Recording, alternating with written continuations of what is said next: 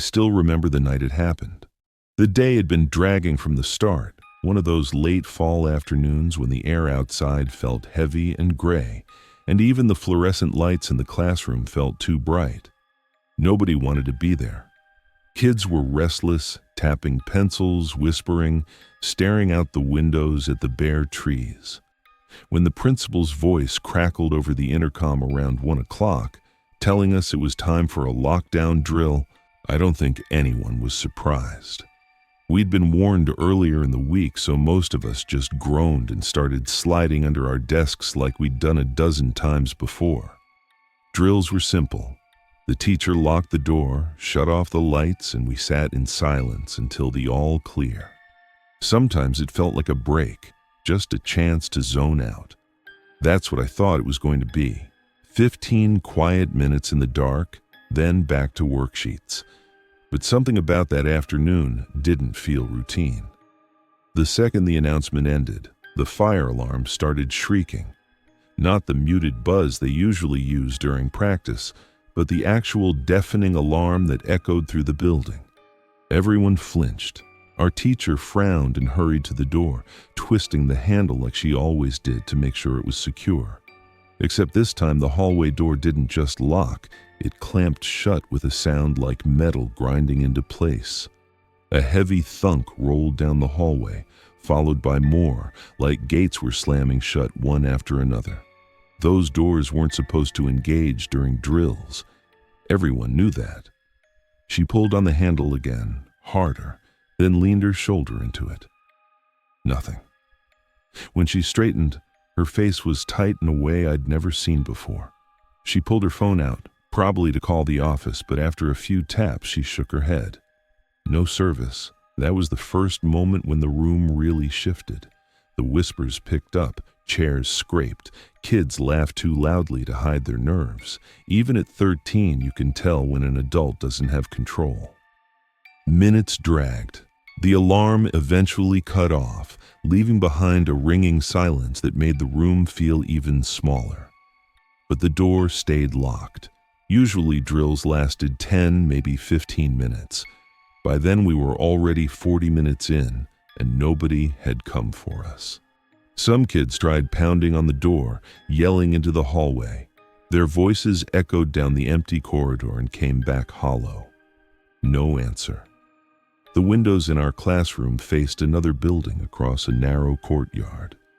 Through the glass, we could see shapes moving inside. Kids pressed against their own doors, doing the same thing we were. At one point, a boy in that room slammed both palms against his window, mouthing something we couldn't hear. Our teacher quickly pulled our blinds down and told us to sit against the far wall. The sharpness in her voice cut through the nervous chatter. That was the moment it stopped feeling like a drill and started feeling like we were really trapped. Time stretched. At least an hour passed. The classroom grew hot and stuffy. A girl in the front row started crying, saying she felt sick. A couple of her friends tried to calm her down, but I could feel the air too. It was heavy, almost stale, like the ventilation had been cut off. I leaned against the painted cinder block wall and pressed my cheek against it. The coolness felt like the only relief in the room. That was when we heard footsteps in the hallway, steady and measured, moving closer. Every head turned to the door at once. We thought it might be a custodian, maybe an officer finally checking the classrooms. The steps slowed as they reached our door. Then they stopped. Nobody breathed. The narrow strip of safety glass in the door showed only the dim hallway at first. Then someone stepped into view. He was tall, taller than any teacher I'd ever seen in the building. And he wasn't wearing a uniform. His clothes were dark, maybe a coat, but the lighting made it hard to tell. His face was blurred by shadow. He didn't knock, didn't reach for the handle, didn't say anything. He just stood there, angled slightly toward the window. One of the kids whispered, "Who is that?" The teacher snapped at him to be quiet, her voice barely more than air. We waited for the man to move, but he didn't. Seconds crawled by. Finally, he stepped back out of the strip of glass. We thought maybe he'd left. Then came the sound of knuckles dragging down the door, slow and scraping, from the top all the way to the bottom. The sound made my teeth ache. Someone whimpered in the back. No one else spoke. After that, silence again. Nobody moved from the wall. Every creak of the building made someone flinch. A boy near me kept glancing at the window blind like he was tempted to peek. Another kid whispered that he was going to pass out. Even the teacher looked pale, frozen in place like she didn't know what to do next. Hours passed. The clock hands crawled toward 5, the late daylight outside fading into dusk. Shadows crept across the floor, making the room feel smaller. Some kids cried quietly, their voices muffled against their sleeves. Others sat stiff, staring at the door. I don't think anyone spoke above a whisper that entire time. Finally, when I'd stopped believing anyone was coming, the lock gave a heavy clank.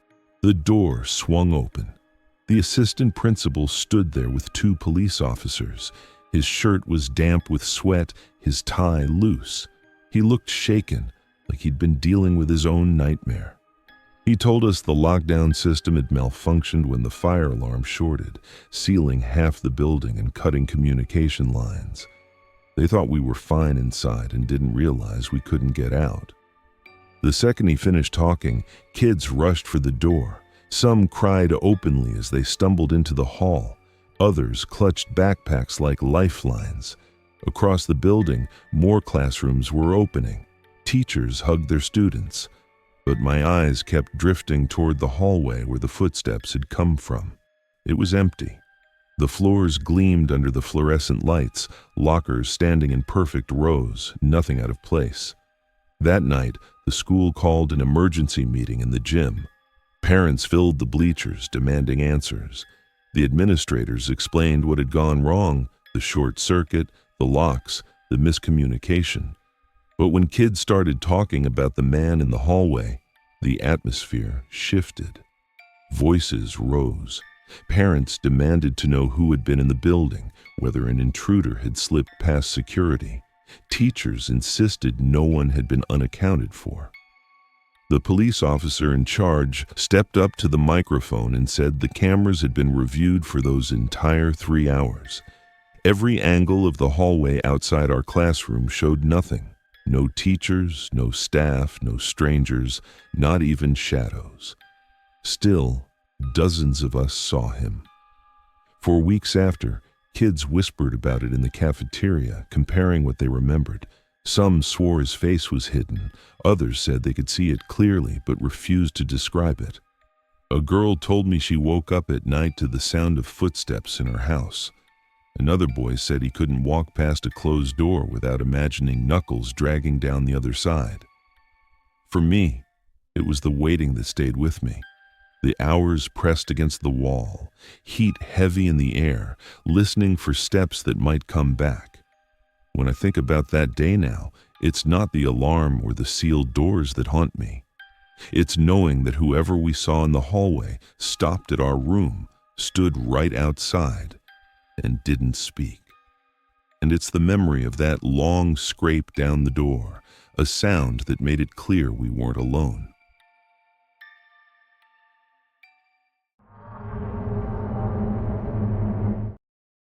What I'm about to tell you still doesn't make sense to me. Practice had run long, and most of the kids had already gone home. A few of us were waiting near the gym doors, sweaty and tired, shoving our gear into bags while the janitor pushed a mop across the far end of the hallway. It was fall, one of those weeks where the sun set before dinner and the windows were already dark. When we finally pushed through the side exit, I noticed him again. Same place he'd been the week before. He was standing across the street, near the chain-link fence that separated the school from a small stretch of woods. The street lamp behind him gave just enough glow to outline his figure. He wasn't moving, wasn't smoking, wasn't scrolling on a phone, just standing there with his arms hanging at his sides, angled toward the gym doors like he'd been waiting. At first, we all tried to laugh it off. Somebody joked maybe he was a neighbor watching to make sure we weren't tagging the walls or breaking windows. But this was the third or fourth time we'd seen him, and it was always the same. Same spot, same stance, same hour of the evening. One of the guys nudged me and said we should point it out to the coach. So, we did. When we told him, he frowned like he was trying to remember if he'd noticed anyone. Then he shook his head. It's probably a parent waiting on a kid, or maybe somebody cutting through to the bus stop. He didn't sound worried, and since he was already locking up, we let it slide. Still, when I walked home that night, I kept glancing over my shoulder. The following week, it happened again. This time, I was one of the last to leave. I slung my backpack and stepped outside, and there he was, exactly where I expected. Across the street by the fence, angled toward the door. The street was quiet except for the buzz of the lamp above him. I tried not to stare, but I couldn't help it. My eyes adjusted enough to see his clothes. A dark jacket, jeans, maybe boots. Too far to make out a face, but I could tell he was tall. I told myself not to act like a kid. I walked fast toward the corner and didn't look back until I reached the intersection. When I finally turned, the spot by the fence was empty. The next day at practice, I told the others. A couple of them said they'd seen him too, always in the same place, always standing the same way. One girl admitted she'd stopped walking home alone because of it. We decided to test something. After practice that Friday, instead of leaving through the gym doors, we cut through the locker room and went out the back exit by the cafeteria. From there, we looped around the building toward the parking lot. He wasn't there. We stood for a while, scanning the fence line and the stretch of sidewalk across the street. Nothing.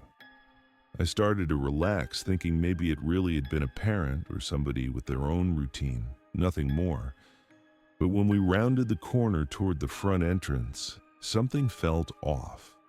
One of the side doors, one that should have been locked hours earlier, was standing just slightly open. We stared at it. Nobody touched it. Nobody wanted to. Eventually, we convinced ourselves a janitor had left it that way. But even the janitor usually locked up before we were done. The following Monday, we went to the office before practice and told them everything. The man, the fence, the door that had been left open. The secretary gave us a tight smile, the kind adults give when they're trying not to dismiss kids completely, and said she'd let the principal know. That night, as practice wrapped up, the principal actually came down to the gym. He told us he'd checked the cameras, said there wasn't much to see, but he did catch something strange.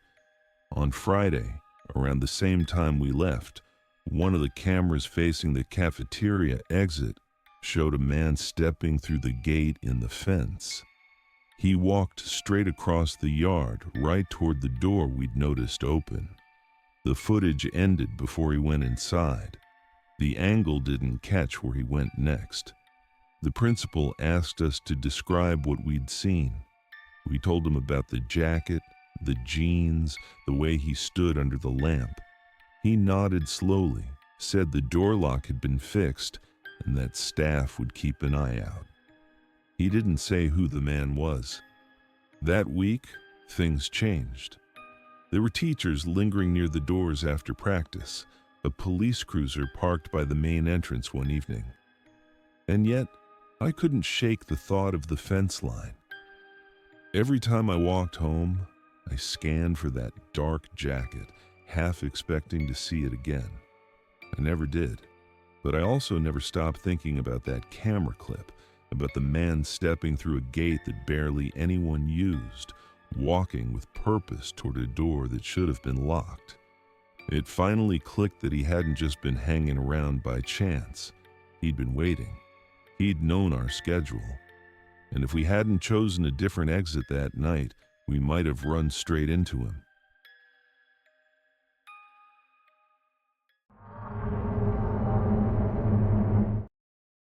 It was a normal Thursday at my high school, and the air smelled faintly of disinfectant and chalk dust.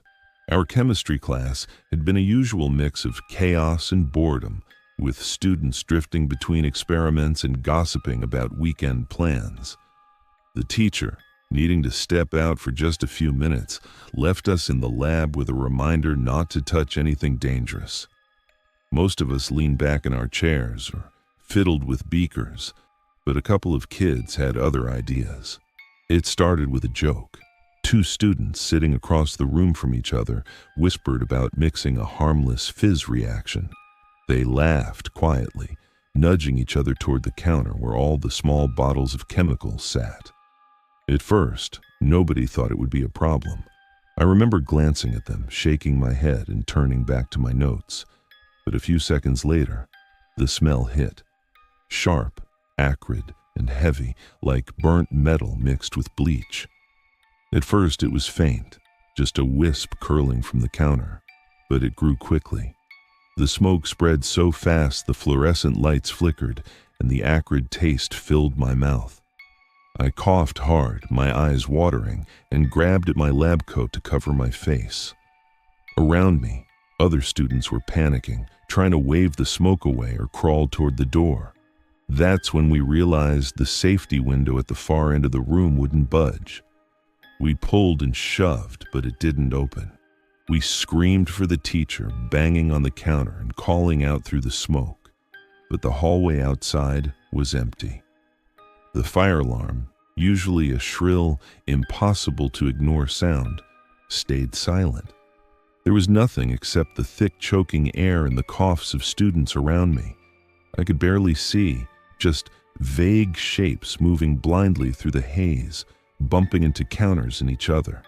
One of the smaller students stumbled near me, coughing violently and nearly collapsing. I grabbed their arm and tried to guide them toward the door, but my own lungs burned and my vision blurred. Someone knocked over a tray of beakers behind me, and the clinking and shattering made me flinch. Glass cut my hands, but I didn't notice immediately because I was focused on getting us out. The smoke seemed heavier now, pressing against my chest and making each breath shallow. The panic grew, but strangely, people weren't screaming loudly. It was more like a shared, desperate silence, punctuated by coughing and occasional thuds when someone fell. I reached the main door and pulled at it, but it was locked from the outside. The lock clicked mockingly as I tried to twist it, useless against the reality that we were trapped. Someone else tried the other exit, but it was the same. I remember crouching behind a lab table with a few others, trying to shield ourselves, trying to find even a patch of air that felt clean. A student near me started to groan and slump against the table. I shook them, yelling their name, but they didn't respond. Another kid collapsed across the floor, and I realized some of us were already losing consciousness.